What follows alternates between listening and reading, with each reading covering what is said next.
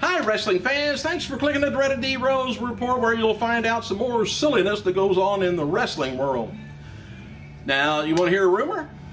Lucha Libre magazine, yep, there is one. Usually it's a reputable magazine from Mexico. Anyway, it reports that Randy Orton's violation in the WWE Wellness Policy Act after testing positive for, they say marijuana, I say pot, and Dianabol. Well, don't know anything about the Dianabol, but let's go a little further. Marijuana isn't punishable, by the way, by suspension. It's just a $2,500 fine. It gets expensive, Randy. You'll find. Well, anyway.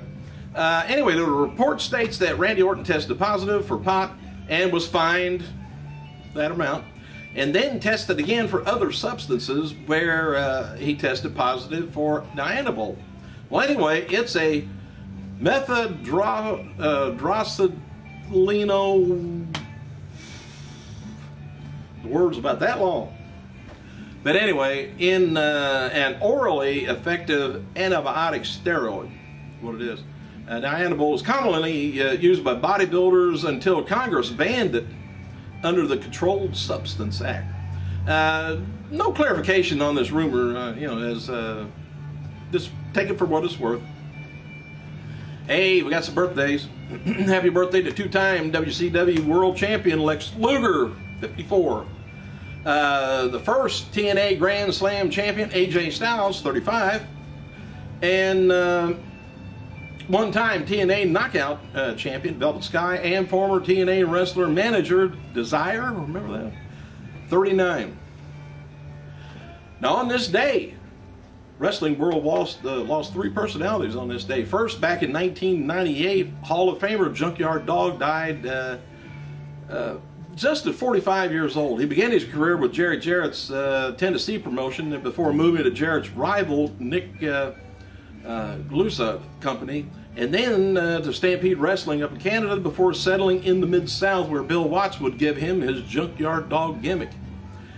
His last major appearance came barely a month before his death. He was honored on ECW's WrestlePalooza as a hardcore legend.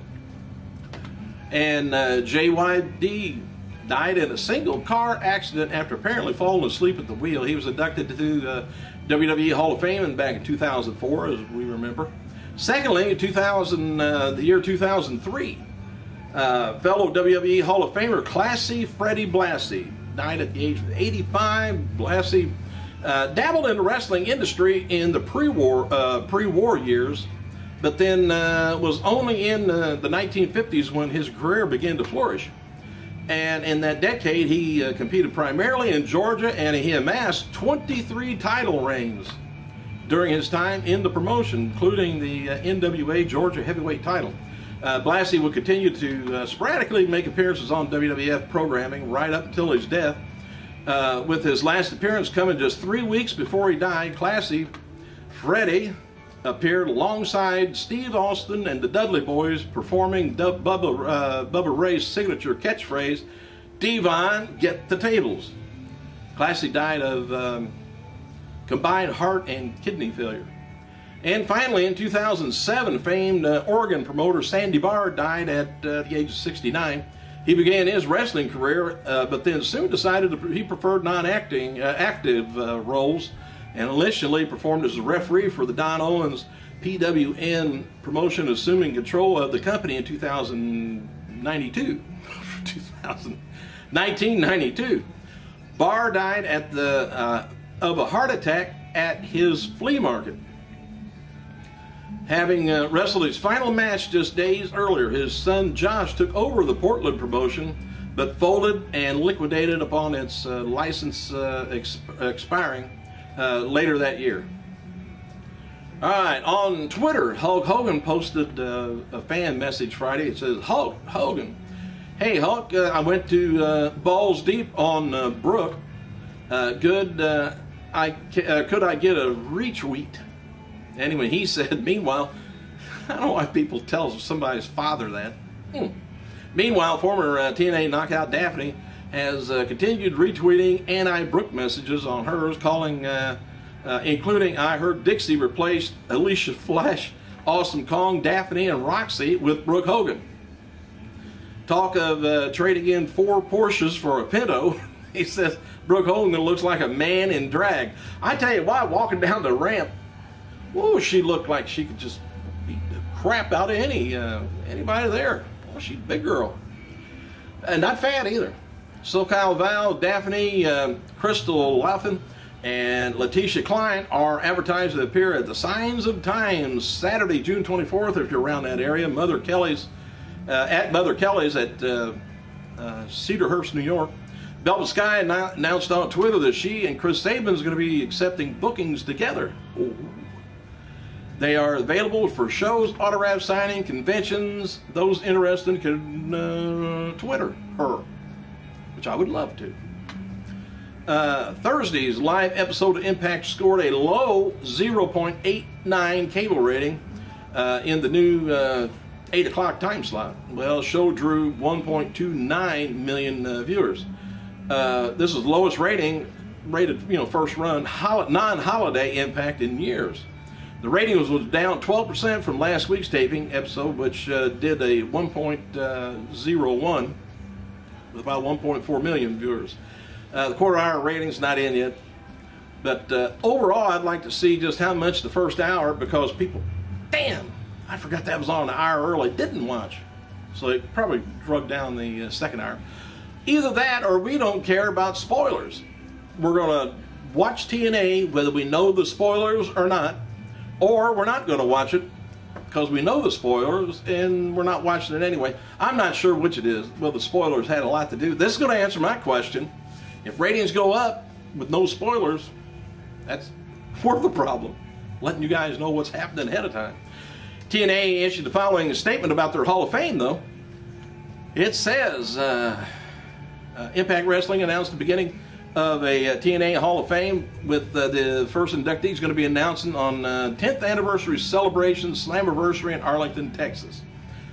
Dixie Carter announced the news as a part of the live Impact event, and a lot of the people there didn't know she was even going to say anything about it. And TNA's chance to recognize some great contributions from the people who so much helped TNA along in the last 10 years. SmackDown team Darren Young, Titus O'Neil are now being called primetime players. Please make a note of it. Sin Cara, he returned to action last night on WWE SmackDown, defeating Heath Slater, and Sin Cara had a new ring outfit and was trending worldwide. Well, I was going to trend worldwide, and I said, where the hell's your trampoline? Used to go over the top rope. Now they slid under the bottom rope. Hell, Hornswoggle could do that. I want to see him up. I want to about had a bet every time whether he was going to make it for sure or not. Every time he came in through the entrance. That's like Melina not doing her splits when she come into the ring. I'm pissed. WWE released several new Superstar freezer mugs, iPhone pads or skins, and iPod skins. And to promote the re-release of No Holds Barred, July 3rd, WWE launched Twitter accounts for the movie characters Rip and Zeus. They're not there, but they got an account. WWE champion CM Punk, he defeated Daniel Bryan at last night's Raw live event in Alexandria, Louisiana. Punk wrote on Twitter, well, tonight sucked. Nothing like being rewarded for hard work. Said, I did see Michelle D. Bettel shot out of a cannon, though. That was awesome. I don't know what that was. WWE champion CM Punk's going to be appearing at the Wizard World Comic Con Philadelphia today about 2 o'clock till 6. Better hurry. Big Show, he teamed with Tensai to lose to John Cena in a handicap match last night on Raw in Louisiana. The matches were previously advertised as John Laurinaitis and Tensai taking on John Cena. Upcoming live events are now being booked with Show Tensai versus Cena. Oh, by the way, my fault, is now advertising another DX reunion with Shawn Michaels, Triple H for the 1000th Raw episode, July 22nd from St. Louis. Big Show, John Laurinaitis taking on Cena is being advertised for there too. Could be Tensai again, who knows. TMZ is reporting that the house that Cena was living in with his wife Liz is the main reason for their divorce. I don't know how a house makes you get a divorce, but change the drapes or whatever. I don't care. But anyway, TMZ says the house, which a couple was remodeling, was sending them to the poorhouse and the courthouse. It was, I mentioned that probably 6 months ago or so. It was noted before that Cena blamed the divorce on the remodel, claiming it caused an unbearable strife between them. TMZ now has documents that the house, or that showed one of the things that the contractor had filed a lien of $110,000 on it, claiming that Cena didn't pay him for his work. Back a few months ago, TMZ reported the lien on Cena's house as $15,000 from a roofing company. Cena paid off that tax debt, and the lien was lifted. That's ridiculous to get a old bent out of shape. Hell, he's hardly ever home. Why would he care what the house looked like? She's there probably all the time. Let her do whatever. Hang on again. Doesn't make any sense. Jim Ross says he was hacked again on Twitter yesterday. He wrote, "Second time in a month I've had to change my Twitter password. However, have all the fun you want. It's easy to be a jackass behind the keyboard." Well, that should just settle it. And stop making your password your birthday. Man. Seth Rollins, he defeated Michael McGillicuddy at last night's Raw in Alexandria. Rollins was over with the fans big time after the match. And WWE filed a motion Thursday in Nashville requesting a conference on Monday to discuss the several issues in the lawsuit with TNA filed against the WWE last week. Court agreed to the the conference. Well, the press will probably be there. It's going to be taking place Monday, Nashville, 1:30. Let you know what goes on there. WWE stated that even though the court had allowed a temporary restraining order and expedited discovery, WWE and TNA both have been unable to agree on the order, location, and the dates and depositions. WWE said that John Laurinaitis, who was scheduled to be deposed, is scheduled for previous advertised and committed television appearances in the United States and Spain next week on June 11th, the date of the temporary injunction hearing.